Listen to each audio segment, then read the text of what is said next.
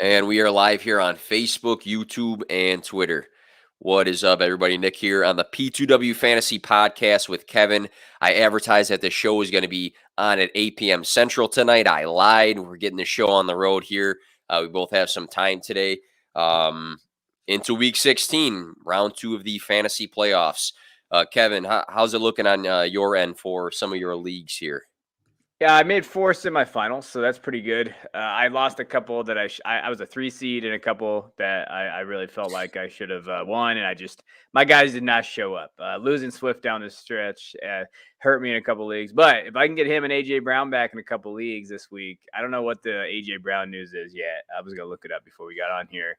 I have a shot. I think I can win 3 leagues. The one other league, I'm probably out. But I think I can make 3 championships as long as my guys show up. But last week was a carnage week. It was bad. I won in our league that we're in. I won a matchup with 100 points. So there's that. That's enough right there. Yeah. Unbelievable. I'm live here today, and I'll throw it out there. Whole family's got freaking COVID over here, and took precautions. So it's frustrating because we all took precautions, got vaccinated, got a booster, but my daughter's daycare had a breakout. I'm talking about fantasy stuff too often. Had an outbreak, so yeah, had a breakout. But so we are all here. We'll probably be stuck in the house here. I think my brother has it too now, probably from carrying Mila. But yeah, pretty frustrating, but still able to grind through things. I'm in the Christmas spirit with my Christmas show here today. I was going to wear this out at the families, but probably not going to be able to do that this year. Is what it is. Playoff wise, I have 7 teams left, and I got bounced out of a couple leagues. I'm the underdog in like every matchup, so there's a strong chance I'm bounced out of every semifinal this week. But it is what it is. So what we got going on today? Actually, before we jump into that, as always, this podcast is partnered up with the Fantasy Points Media Group.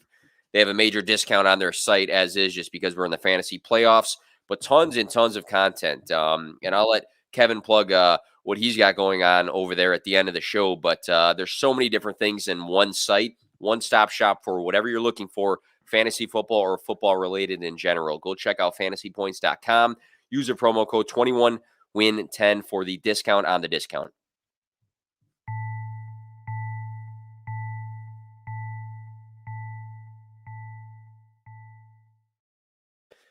So we got a handful of things going on today. So if you are tuning in, stick with us. We're going to look at our fantasy playoff team. We're going to recap Week 15 and then jump into some Week 16 thoughts as we are in the second round of the fantasy playoffs.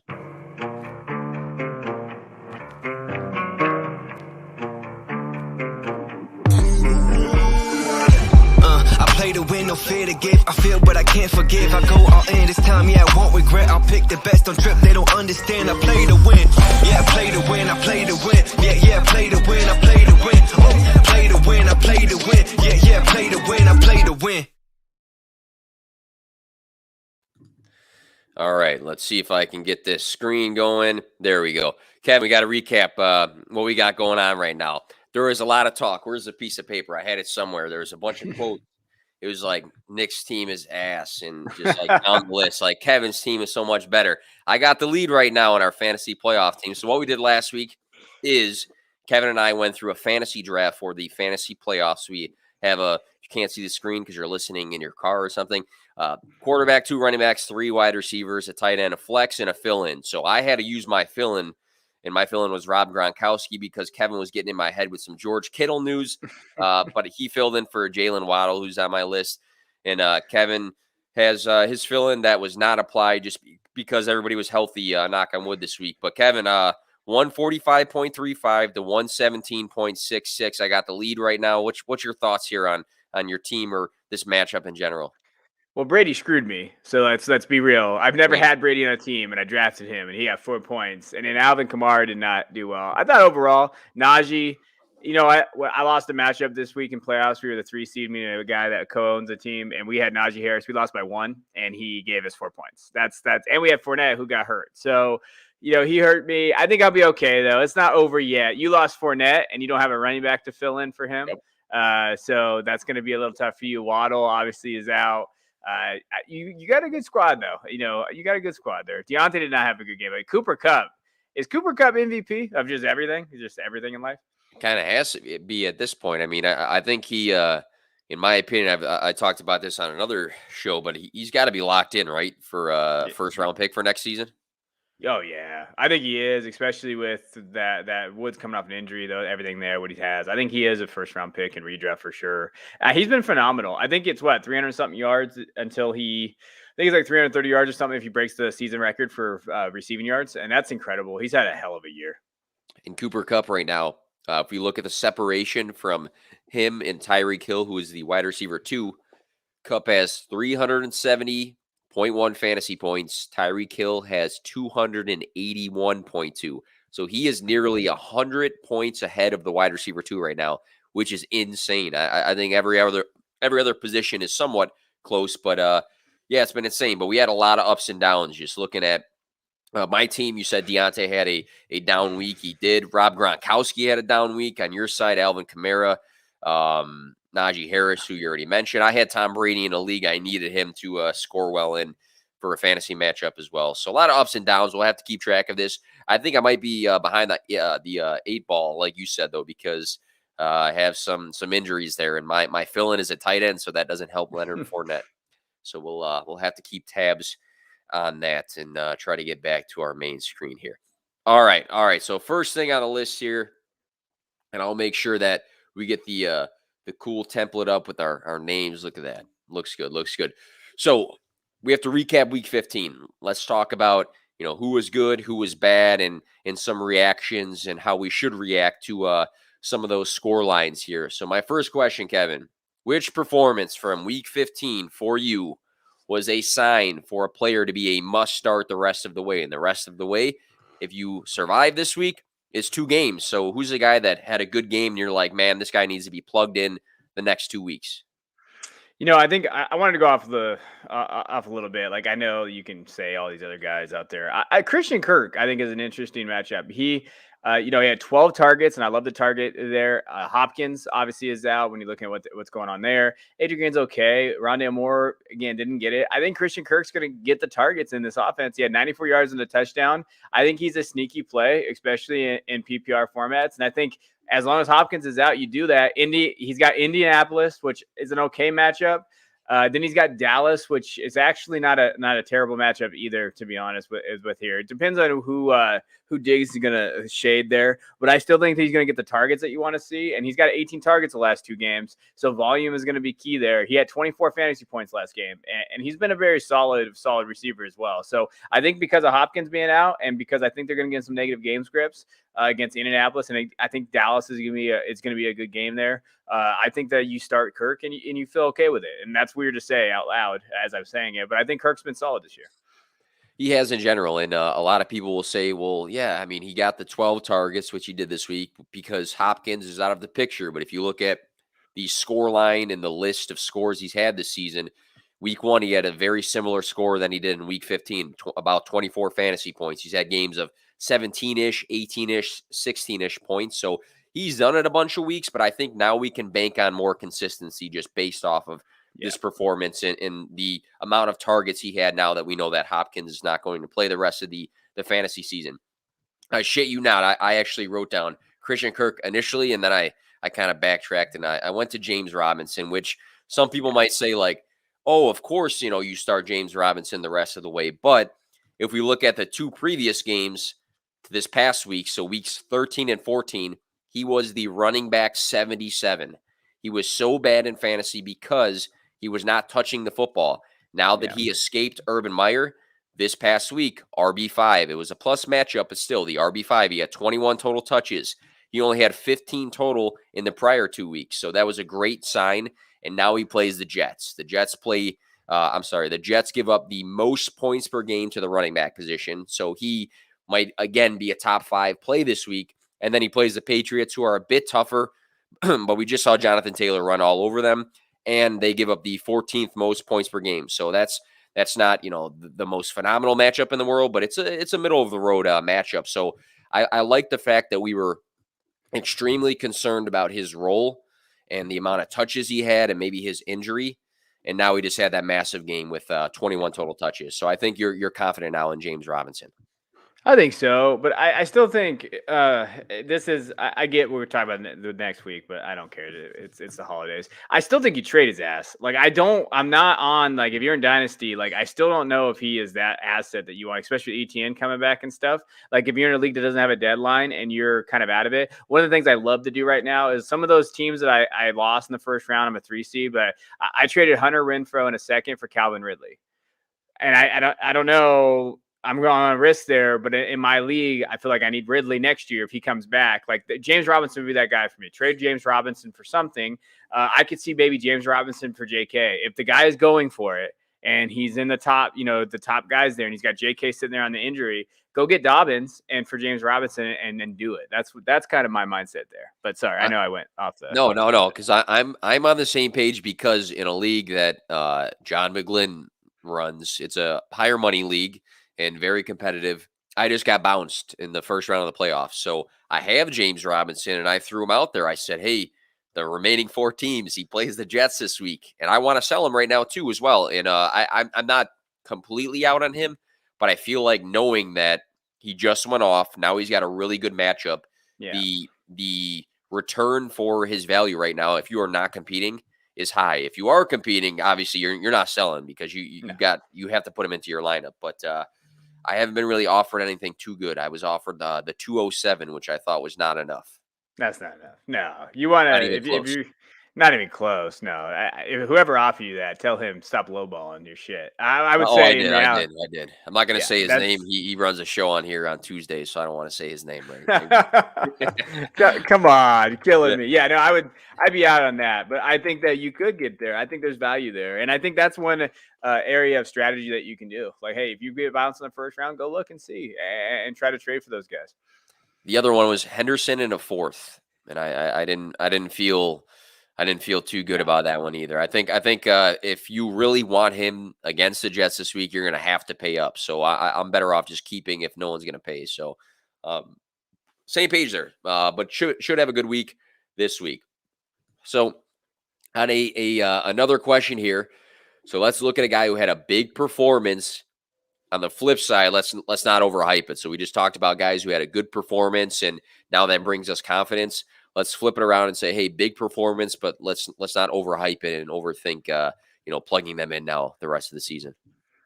Yeah, I was looking at this, and I don't know if you would overhype this, but I would be concerned with Devin Singletary. Devin, had a good game. He was running back 7, believe it or not, on the season, which is funny. He had 16 fantasy points. I don't know necessarily if you can just trust him. I mean, he got what you saw. He had 22 attempts. That's the most he's had, I think, in 2 seasons. If I looked right now, yeah. So, and that's the most attempts I think he's had being on the Buffalo Bills. Now, why is that? For a lot of different reasons. We've seen obviously Moss hasn't been there.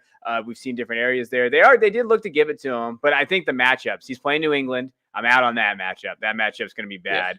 Yeah. And then he's playing Atlanta, and Atlanta's not a terrible matchup, but I would be very concerned with how he bounces back. Now, he's had 2 weeks where he's at 14 and 16 points, so he's been kind of consistent there. Not this week. Atlanta, okay, maybe you roll him out depending on your matchups and stuff. I just don't trust him against New England, especially with Bill Belichick. Yeah, I agree on that note too, and I think the score line is going to be much different than the Bills-Panthers game. 31-14, the Bills were winning. So what does that allow? It allows Devin Singletary to carry the ball for 22 times. Even in the ESPN projection I'm looking at right now, they have him projected to carry the ball 13 times, which again is just like crystal ball thinking and dart throwing. But like you're saying, this matchup is not as good as the last one because I think it's going to be much more competitive. And also, if you're looking at some of his other recent games, I mean, 2 weeks ago, he had a 14.9 game, but he only had 10 total touches. So he just saw the most amount of touches he's had this season. And his career. Oh, his career. I looked it up. Yeah. His career. My God. That's the most touches he's had in his career. That's all right. So now we're going crazy here. But do you think that Breida and Moss are kind of out of the picture now when it comes to this situation, and he's just going to get whatever is there, or do you still see those other guys factoring in? I'm not super confident either way. One way. Yeah, I'm not confident in any way, shape, or form. Because I feel like they could just maybe Breida could come and get a little bit more pass catching this next game, especially against New England. Maybe they use him in that way. Moss, I'm out. Like I've never really been a Moss guy, but I do think that there's some questions there. I just feel like you got to be careful with if you play the Singletary, because I played Singletary in the past where he doesn't get the targets. And he still doesn't get the targets. He got the rushes, and that, like you said, game script kind of changed the way they kind of play that game. He looks good in space at times, but he's done. I don't see him being a fantasy asset after these next couple of weeks, but especially next week. And so 6 catches week 14, but weeks 12, 1, week 13, 0, and then week 15, 1. So I mean, he's not getting the work you would like him to. And I think it was a tease 2 weeks ago. My guy, another running back as well, Duke Johnson, who had a great game, 22 for 107 rushing yards, 2 touchdowns. He had a catch for 20 yards, 25.7 fantasy points. I think that the plug and play of Duke Johnson is a major trap for the rest of the season, because I'm factoring in that he did get the majority of the touches in the backfield, and Gaskin and Ahmed, if that's how, I'm pretty sure that's how you say it, or Ahmed. They both came back. But they literally just got activated from the COVID list, right? So what does that mean? I don't know. Were they feeling great? Were they, was there what's the word? Were they conditioned to play for this game? I don't know any of those things. So all I know is they literally just got activated like 2 days prior to this game, and Duke Johnson probably had the most spark in him, and he did well with what he did. But rest of season, I don't know. I mean, is he going to get the most of the touches? Is Myles Gaskin, who has been decent this year, is he just going to come back and take the job right away? He's had 5 games of 17 touches, Gaskin, this year. So I don't trust it, because I don't know who's going to get what in this offense. And I don't think that they just bench Gaskin because Duke Johnson had a good game, personally. But what's your thoughts on Duke Johnson? Do you have more confidence than I do? I have zero. I mean, I don't have a lot of confidence. I in one league, I've had to deal with some injuries, and I made it. It's a single quarterback league, so there's a little bit more on the waiver wire in terms of like where everything's at. I picked him up this morning for $50, but I have money. I haven't used a lot of my money. You got to spend it at some point. Well, you got to spend it at some point. Yeah, I definitely missed out on a couple guys. But I had Derrick Henry in this league. I had some other guys, and so it really comes down to like Michael Gallup or Johnson. I'm going to go Johnson. Maybe he'll get the volume, and Gallup has not looked amazing. So it really comes down to how bad you need this kid. Like you said, it could be like what we saw with Penny last night. Like everybody kind of plugged Penny in, and then we saw DJ Dallas. I think that could realistically what we see with Myles Gaskin and him too. Like not a lot of confidence in his play. Like if you're playing him, then you're desperate like I am. Yeah, so the projections right now, and I'm just looking at ESPN, which is going to change after this show, but they have Gaskin at 11 fantasy points and Duke Johnson at 8.1. So he's the second most projected guy now. They have Philip Lindsay at 1.2. But yeah, I don't know. It'll be interesting to see who touches the football more, Gaskin or Duke Johnson in this next game. But and will it matter? That's a good point too, though. That's a good point too, because at the end of the day, if one guy touches it 7 times and the other guy 6 or 8, it's still probably not enough to be a huge impact on your fantasy team. So it's all about volume. Volume. For the running back position, 100%. How many times are these guys touching the ball? Next question on the list. So let's talk about some bad performances. So let's talk about a bad performance that we shouldn't be worried about. We see this all the time. A guy has a bad week, and the first question people ask all the time is, do I need to bench him in the second round of the playoffs? Because it is a concern when you see a good guy have a bad game. But who's the guy that comes to mind that you shouldn't be worried about after a bad game? I put Deontay Johnson, and I think our guy David had a good stat. Gartieri, or I always pronounce his last name wrong. I'm sorry, David. I know what you're talking about. He this is the first time Deontay hasn't had more than 10 fantasy points in PPR formats in almost 3 seasons or something like that. It was something crazy, some kind of stat that he had. And I think that it's very valid in terms of like what you have to expect from him. I think Deontay's gonna be just fine. I think the best thing that happened to them is that they're still in the thick of the playoff race, because they're gonna use and they're just gonna he's going to get targets. You're going to see that. I mean, he only had 5 targets last week, which was technically second season low. He had 2 against Denver, where he had the 2 big ones. I'm not concerned with it. KC is a good matchup. I think he can do very well against Kansas City's defense. Cleveland too. Cleveland could have no one left after COVID. I don't know what's going on in that team. Yeah.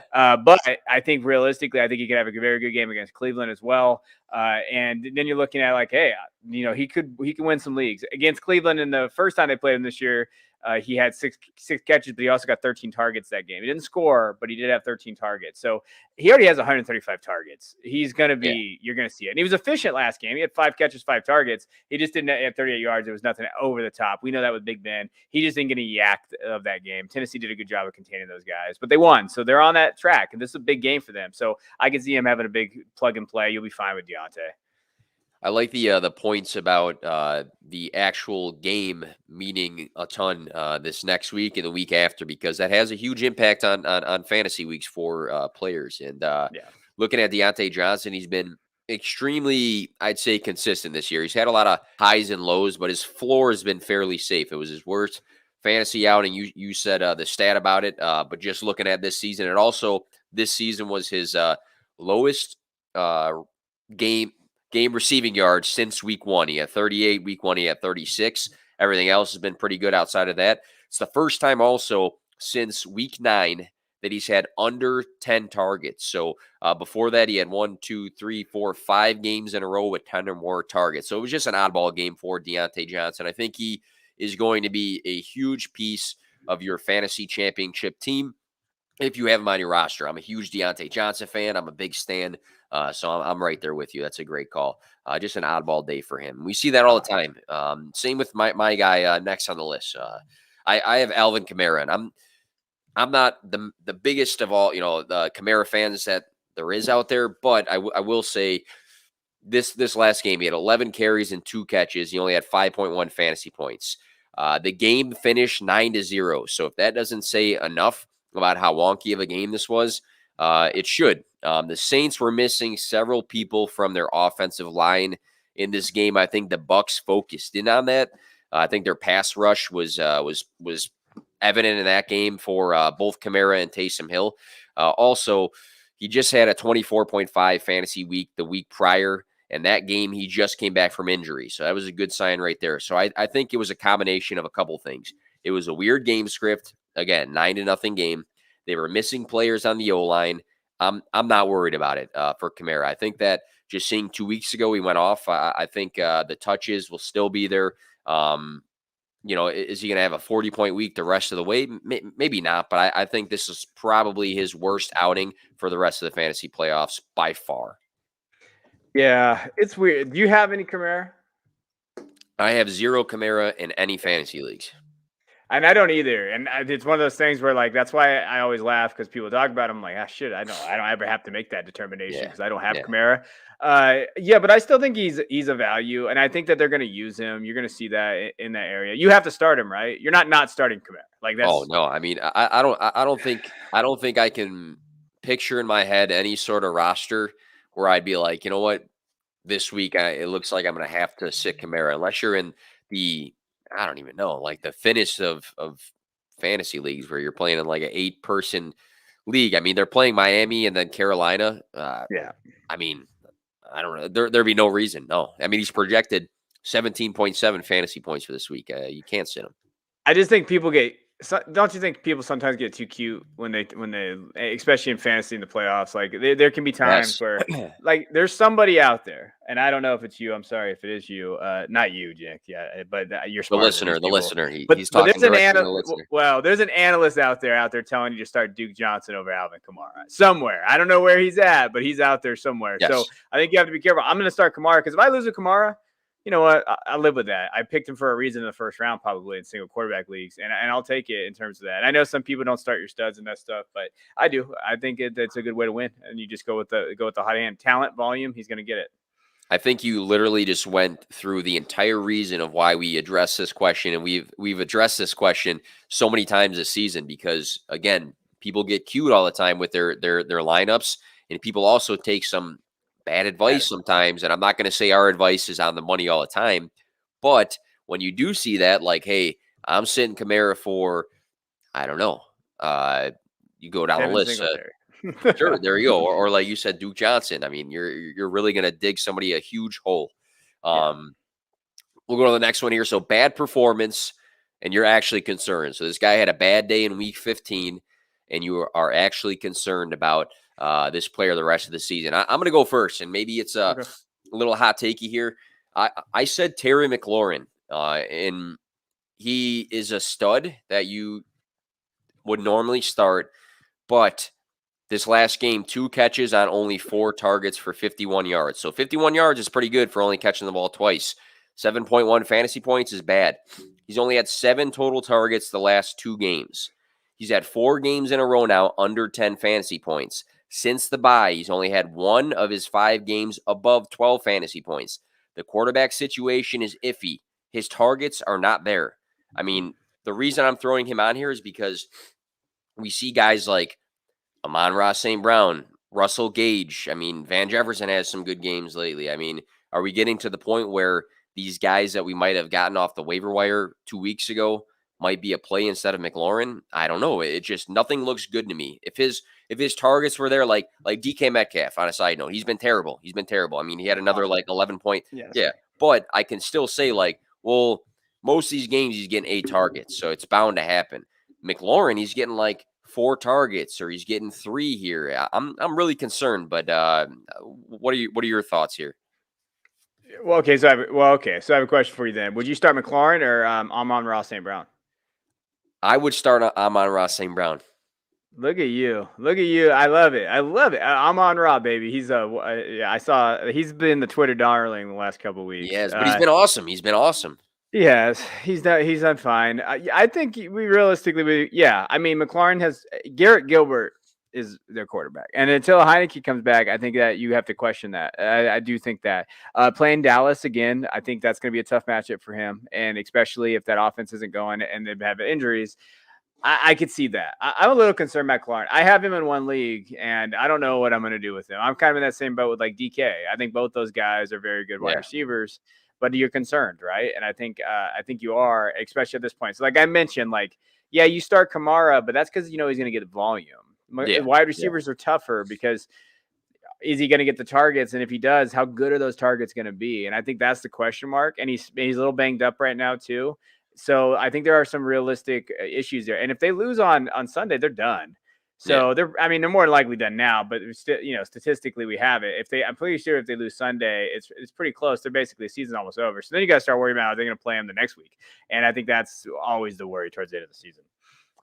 Yeah, the last 3 weeks, 5, 3, and 4 targets. That is not what you expect out of a guy who earlier this season had games of 14, 13, 11, 12. I don't get it. I don't get it because, I mean, I guess the quarterback is the one throwing the ball, but like, is this offense not game planning to get him the ball? Like, I don't understand. I don't know. Hey, listen, the Redskins do a lot of stupid things. Trust me. I do think that. Hey, whoa! The Washington. Oh wait, shoot, my bad. I'll cut this out of it. It's all right. Yeah, my bad. I'm still in that category. I would just say, I think they do a lot of things wrong. I think that, and Gibson kind of coming on too, and we've seen them using their run game a little bit more. I think it's going to hurt them there. But I also don't think they have the weapons. Like, do you remember who Curtis Samuel is? Do you remember him?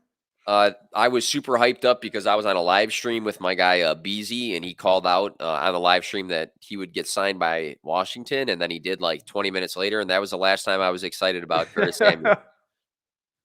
Yeah, no, it's an interesting kind of it's interesting because they need him, right? They need those extra weapons out there, and they haven't seen it. Diamond Brown have not been there. Logan Thomas got hurt. Like, there's a lot of question marks about that offense. It's going to hurt McLaurin. I think that's the reality of it. Like, how good are the targets going to be? I think that's the reality.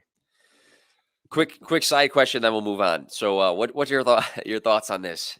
So Gilbert, we just mentioned, got his start in this game. He didn't really do super hot. Garrett Gilbert, some guy told me online on the internet, he told me Garrett Gilbert is way better than Kyle Allen because he's liked what he saw out of Garrett Gilbert way more than he has out of Kyle Allen, which I thought was strange because Gilbert's played like 3 games or something in the NFL. And he's like, well, I'm talking about the XFL. I'm like, oh, okay. Like Kyle Allen's actually played in some games. Kyle Allen actually had decent games through his career, a bunch of duds, but he's actually had some decent games. But are you on the same boat that what you saw from the XFL? You're into Garrett Gilbert here or no?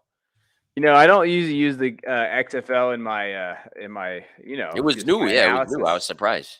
That's a new one. I mean, I appreciate him going out on a limb there and going for it. You know what I use? I watched him play at Dallas last year. So I fair. saw Garrett Gilbert play Dallas, and that was not something that I'm very proud of. And I wish I could get that time back in my life because now I can never get it back. So no, I will never say Garrett Gilbert's better than anybody. Garrett Gilbert gives me a lot of hope for these mediocre quarterbacks that put up a lot of stats because I feel like, hey, shit, they could probably be a backup in the league. There you go. All right, same question. This guy had a bad performance, and you are concerned about that bad performance. Week 15. Yeah, I'm going to go on a limb here a little bit. Javonte Williams, I'm a little concerned about. Because of Melvin. It's not the player. It's the situation what they're in. Javonte right now is, it's just the volume. And we love the volume he got against KC. We saw it. He had 29 fantasy points. Everything was great. He had the targets. He had all that stuff.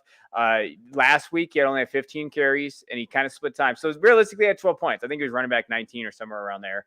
That's okay. But Melvin had also 7 or 8 fantasy points. If you put that to Javonte, now you're looking at a probably low-end running back 1. If he scores, now we're looking at top 5. So I think it's just with that area. I think he's got a good matchup against Las Vegas, so don't get me wrong. I know that. But Drew Lock's starting, it looks like. I don't think Teddy's going to start. I think that's going to be questionable there. I think they'll stack the box. They'll say, okay, let Drew Lock beat us, and Drew Lock hasn't shown that. So I think game script's going to be weird. I can see this being a low-scoring game. I'm concerned about Javonte moving forward. And do you start him?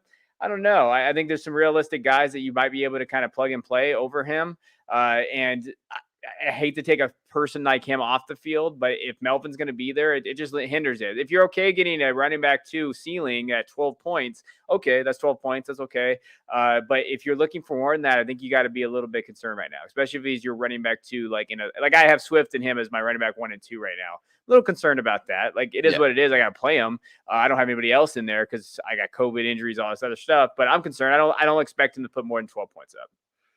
And with the way that the snaps have been split, nothing makes sense because this past week Javonte played more percent of the snaps than Melvin Gordon, but the week prior he didn't. It was flipped. So it's like these guys flip in their touches and the percent of the game that they're actually playing in.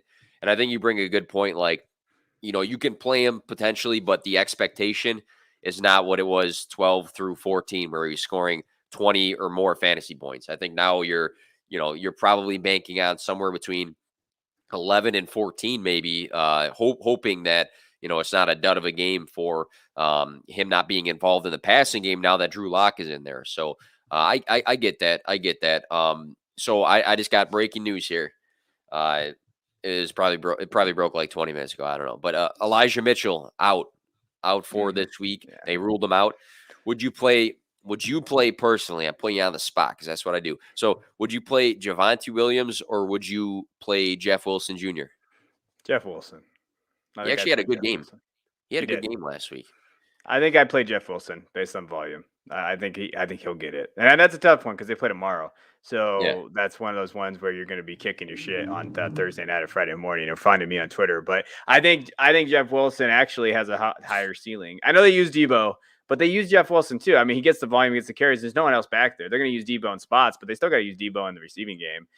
So I still think Jeff Wilson has a higher ceiling than Javonte this week. I think he looked the most healthy he's looked to because back in week 11, 19 carries for 50 yards, and he had 1 catch, and he had 6.8 fantasy points. This week, 21 carries for 110, a touchdown, 2 catches. So I like that. What about this split? We got Sony Michel and Henderson now. I mean, Henderson just came back, so I don't know if he didn't play because he just came back, or maybe Sony's like winning this job. I don't know. Would you take a shot on like Henderson, or would you go Javonte? I mean, it's another weird situation. I would go Javonte over that situation. I would too. That situation is garbage, and they throw the ball more. And I do think that when you're going to see Locke, I think they're going to kind of hide him more, so you can see more volume at the running back spots in the Denver offense than you would do for the Rams offense, because they're just going to throw the ball to Stafford and Cup. Yeah. I think the majority of Denver's game plan is going to be trying to make Drew Lock as efficient as possible. And how do you do that? Run the ball until it doesn't work, because I don't think they want him throwing the ball 40, 45 times. Same page. All right. So a lot of leagues have waiver wire moves being made tonight because of the push of the game. Some leagues you could have picked up guys today. There's like 2 leagues I was in. I think people thought that the waiver period would be tonight, and it was like a freebie. So it just kind of depends on your league. But I'd say a lot of leagues tomorrow is going to be the day where you see if you picked up guys or not from this previous week. So who is a guy to you that you feel is a huge waiver wire move? Could be the number one, or it could be somebody that you just have a lot of interest in that's rostered again under 50% of whatever league you looked at. I usually look at ESPN. Maybe you looked at Sleeper. Who's a guy? But it's Rojo, baby. What are we talking about here? My guy Rojo. I think that he's man. Listen, you talk about volume. He's gonna get volume. Yep. Keyshawn Vaughn's not gonna get volume. They're not gonna be there with Godwin being out. Mike Evans. I know he's day to day. I have a hard time seeing he's gonna play this weekend. He might, but I have a hard time seeing he might be limited. I think the two biggest, Antonio Brown's coming back, so he'll get the targets. We're gonna see there. Gronk will be a good play too, but Rojo's going to get it there, and he looked good the other night. I think he had 8 carries, 50-something yards somewhere in there, and that was a bad game all around. But Rojo, if you can get him, and I know in most dynasty leagues you probably have him and you're probably out of the playoffs, but if you have him in single quarterback redraft leagues, I don't want to say he's a league winner because I hate that term. You know me. If I hear that, it makes me cry inside. But I think that you're realistically with that volume, he's a safe running back too. And I think he's going to get it. And if he scores a touchdown, it's all gravy from there. Because if he gets you 14, 15 points, that's exactly what we want from our running backs. And if he has 16, 17 touches in this game, that is very, very different than if most other running backs have 15, 16, 17 touches, because he's going to be in the Bucs offense that is not going to be – the other team is not going to be game planning on let's stop Rojo today. We just talked about Denver. Most teams know, like, Denver likes to run the ball. They're not super efficient through the air. Buccaneers had a bad game this past week, but you don't game plan saying we need to shut down Rojo. You're going to game plan knowing that you want everything in front of you. You're probably going to back things up a bit so that Brady doesn't torch you. And I think he is a good play this week. I think he's a very good play as long as Fournette is out of the picture. So I'm 100% with that. I think if you go to Sleeper, he's the number one trending person, and he should be. We mentioned Amon-Ra St. Brown before. I wrote him down. Wide receivers, there's a bunch of guys that are still probably somewhere, between 50% or just under that you can still flex. And I think that, him being free still, him being a guy that's still rostered under 50% of leagues, not your dynasty leagues, but your redraft leagues we're focusing in on here. He's been really good lately. Week 13, wide receiver 6, week 14, wide receiver 27, which is fine for a flex play. Wide receiver 15, wide receiver 5. I mean, the targets the last 3 games, 12, 12, 11. So that first game, a lot of people were questioning, like, hey, we've seen him be okay before and get some decent targets, but will it be consistent? Yes. It's been 3 weeks in a row now, 12, 12, 11 targets. And the one thing I really like about him is that it's not like he is operating in the slot and he's only getting like Rondale Moore. Like Rondale Moore will get like 5 catches for like 26 yards or something. It's not like he's operating in the slot and he's going nowhere. The receiving yards have been there the last 3 games too, 86, 73, and 90. So he's catching a bunch of balls and he's going somewhere with them. And he plays Atlanta this week, and Atlanta gives up the 4th most points per game to the wide receiver position. I think the one concern that you may have is Jared Goff. I think he's on the COVID list. I don't know if there's a timeline for Jared Goff. I know that's your boy. You might know some more details than I do, but I like Amon-Ra just because everything's been consistent 3 weeks in a row now. It's been consistent. We've seen it as long as Goff plays, right? I think that I can't believe I just said that out loud, but as long as Goff plays, I think we're okay there. Yeah. I like Amon-Ra. I've always been a big, I call them like the Tyler Boyd of the Lions. My biggest question mark moving forward is will he have the targets and will he have the roster spot? I mean, he'll make a roster, but will he have enough to do like dynasty for it? But as far as redraft goes, yeah, he's getting the targets. You put him in. I think you play him. I think he's on your roster. You play him. All right, final segment of the show here, starts of the week for week 16. So we'll go through two guys that we both like for this week. Maybe they're not super obvious, saying like play Dalvin Cook this week or something along those lines. But two guys we like maybe higher than consensus. We think that they can boom their current projections. Kevin, who's your first guy on this list? Start of the week, week 16, round 2 of the playoffs. Yeah, I'll keep it quick because you talked about James Robinson. I think he's a smash play, obviously. Yeah. Like start of the week. I mean, realistically, he could be a top 5 guy against that Jets defense. Absolutely. And seeing what they give up per game to the running back position, it's a smash play.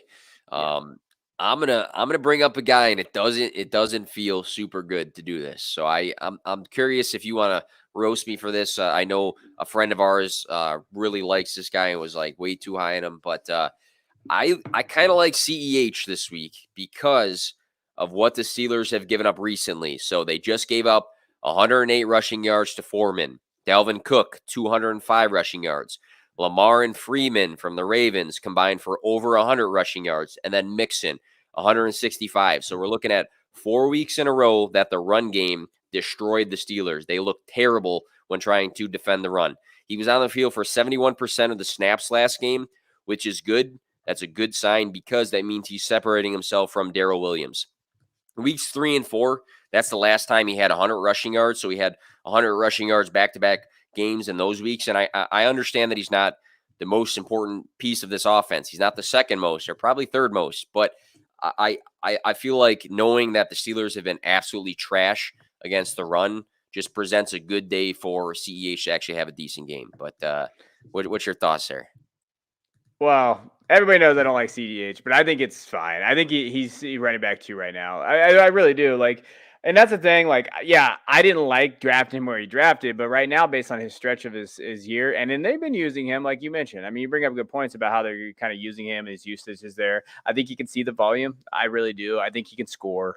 They're giving it to the red zone. See, the problem with CH is like they'll give it to him in the red zone once. If he doesn't score, then they go to Williams. Like that's it. He's got one shot. So if he scores, great. I mean, if he gets that carry in the red zone, you got to hope he gets it. But I mean, it's not out of the question. 17-80 and a touchdown. I think that's a good base. Like really, in reality, I think that's I think it might be one of his better games in a little bit. And just seeing everybody's been running all over these guys. I don't know what's going on with the Steelers, man.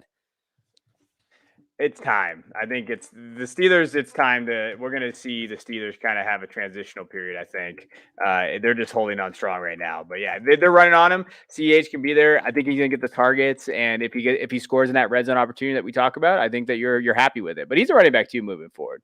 And I traded for him. Like I wanted you to know, I actually traded for him in a league that I'm competing in. I did. I gave up Jerry Jeudy.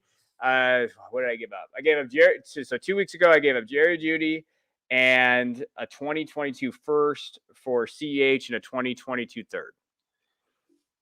I'm assuming you needed a running back. And it's hard to trade. It's hard to trade for running backs. So you have to do what you have to do. Jerry Jeudy, don't say that name in front of me after last week. Jesus. Goose egg. I don't know. I have to break this news too, and it's like, oh God, I have multiple shares of this guy in the playoffs. Here you go. This is gonna hurt my soul right now. God, Texans place Brandon Cooks on the reserve COVID list. Unbelievable! 2 weeks in a row, he's been an absolute freaking dog. Oh my God, does that make me sick? I'm already sick. I mean, what a killer. Yeah, I'm wondering if he got enough time. Does he have enough time? Probably not, right? I mean, it's Wednesday. Two tests. I don't know. Is there any? Honestly, bro, I don't know the rules. I think it's if they get it. Well, they just changed them because they said if he's not asymptomatic, I think he can play. Okay. Or if he's asymptomatic, he can play, depending on the tests come out and stuff. So I think there's a shot. Oh, man. 18.1 and 29.2 the last 2 games. He's been on fire, and Mills has been doing nothing but look for the guy. Man, that's a freaking dagger. All right. That is a dagger. Oh, God. All right. What's it makes me sick, and I'm already sick. Damn it. All right. Who's your second player on our list here for a Week 16 start that you have some confidence in? Yeah. So, okay. So before everybody thinks I'm a moron, I'm going Cortland Sutton. Let's go, baby. You just heard Brandon Cooks is out. These other guys are out. You might have to play a wide receiver. And the only reason why I'm saying Cortland Sutton is because Drew Lock is back. And Drew Lock loves him some Cortland Sutton. And the reason why Cortland Sutton has not been very good this year is because Teddy Bridgewater will not throw it down the field. And he just won't. He won't look for him. He's dump off Teddy. And we know that. That's not going to be Lock. And I think it's really going to come down to this. And this is what I talked about on the thing on the show I did with Jacob a couple days ago. I said, hey, if he hits the deep ball and Sutton catches it, we have a shot because it's going to be one or two big deep balls. He had 7 targets last game, so the targets have been there. He just hasn't been efficient with them. I'm going to go again. I like these plays. He's got a very good matchup against Las Vegas. I think that, like we talked about, if they do stack the box like they will against Javonte and Gordon, at some point, one of these receivers has got to do something. And he does target Sutton. And so if he gets some one-on-ones, I could see Locke going up for him, and I could see him having a big game. I mean, they did have that connection. What was it? 2 seasons 2 years ago? 2 years ago. Sutton, the last time he scored above 10 fantasy points, week 7, but week 6 and week 5, he teased us. He had the 25 and 23.4 fantasy weeks. So this is a big time call right here. It's a big time call, but it makes sense. It makes sense because they've done it before. I think Teddy Bridgewater and Sutton was just like a combination that was never going to be a thing. And looking at my Jerry Jeudy shares across leagues that leagues I lost in last week, I don't think Bridgewater was great for him either. But Sutton, yeah, that's a bold call, but we've seen it before. At least we've seen it before. So I like that. I like that. See, the reason I don't want to be that cookie cutter, like, hey, start this guy. Like if there is a realistic opportunity, and he's only he's $4,200 on DraftKings too. Yeah. You know what? Might not be a bad play there too. I mean, I know it's a long shot, but again, I like playing long shots sometimes, and sometimes it works out. I mean, it's easy to say, like, go down the list and say, the guys that everybody are playing. It's easy to say, hey, start. We mentioned Cooks. Let's say Cooks wasn't out. Start Brandon Cooks. Like, oh no shit. Of course I would. But people are often looking for that flex play, especially if they are chasing a matchup too. So if you're looking for a guy that has some upsides, a downfield threat might be Sutton. I mean, you got to kind of factor that in as well sometimes. So I like that. We gotta talk about the non-obvious stuff on here sometimes. Mine's probably obvious. Just saying that as I'm boosting you not being obvious. I wrote down Zach Ertz, and we talked about Christian Kirk before earlier on the show, but keep an eye on him. First of all, he was limited with a hamstring issue on Tuesday, but I think it's a decent sign because he's limited. He wasn't a do not participate, a DMP. But last game we talked about Kirk had the 12 targets. He was 1 target behind Christian Kirk. He had 11 targets last game without Hopkins, 13.4 fantasy points. He just went for 28.8 in week 8. So obviously he has a decent ceiling. The Colts give up the second most points per game to tight ends. I think it could be a good day for Ertz just because we saw what happened without Hopkins. It looked like Christian Kirk and Zach Ertz. Everybody, the other guys, they actually had some okay targets, but this was Kyler Murray's top 2 guys. So I think tight end wise, if you're looking for a guy, I'm playing Zach Ertz, especially if you are like missing Waller still, or you had TJ Hawkinson and you just happen to have, Zach Ertz on your roster. And Zach Ertz should have scored a touchdown. I don't know if you watched that game, but there was a couple opportunities for him to score. And I like Ertz. Ertz is a good play. Ertz is going to keep his value, I think, in a lot of formats. And I think that he kind of got looked down upon based on the Eagles, where he was at. He kind of looked done last year. I think he was a little hurt. And I think if you're streaming tight ends, he's one of the guys that we talked about on the show that I think you stream and you're comfortable with it, especially if you're streaming. Yeah, absolutely. Absolutely. All right. So semis of the playoffs. Good luck. And you can always ask us on Twitter. You can ask us specifically. A lot of people will tag like 1,000 analysts. If you want to just ask one of us, you can just add us and ask for your starts and sits. I don't think Kevin does every week. I certainly don't, but I don't, put out there like, hey, give me your starts and sits. But I'm always open to ask, answering them. And it's a big week for a lot of people. Kevin, anything else you want to plug before we close things out here? I'll just plug the Fantasy Points College Football Guide. Tomorrow we have a huge update, and it would be very appreciative if you guys could buy the guide. It's only $25. It goes through game, player profiles, Devy players. It goes through prop bets and game bets, and has all the top guys on there, way smarter than me. And it's well worth the money. We're going over 42 games. We're analyzing it. I want to say I'm 9-3 right now in prop bets. If you just would have bought it, you would have had it. You would have paid your money back in prop bets, and then you would just be able to enjoy the bull season. So it's a lot of information. It's really good. So if you go to Fantasy Points to do that, I know that they're running a bunch of specials right now. You go there, you can get the guide, plus you can get like next year for whatever the percentages off. There are a lot of different things there, and I want to just reemphasize, like, they're good people. Like, I only really tend to work with good people in the space because I'm too old and I don't get by with people that I don't like. And they are just some good human beings that run that site. So any support that you could give them, and I'm not just saying that because they had me write it. I know I'm not employed by them or anything like that. I'm just stepping in as a special contributor, but I've always been very impressed with their respect, ability that they have, and just how honorable they are in a space that can sometimes not be like that.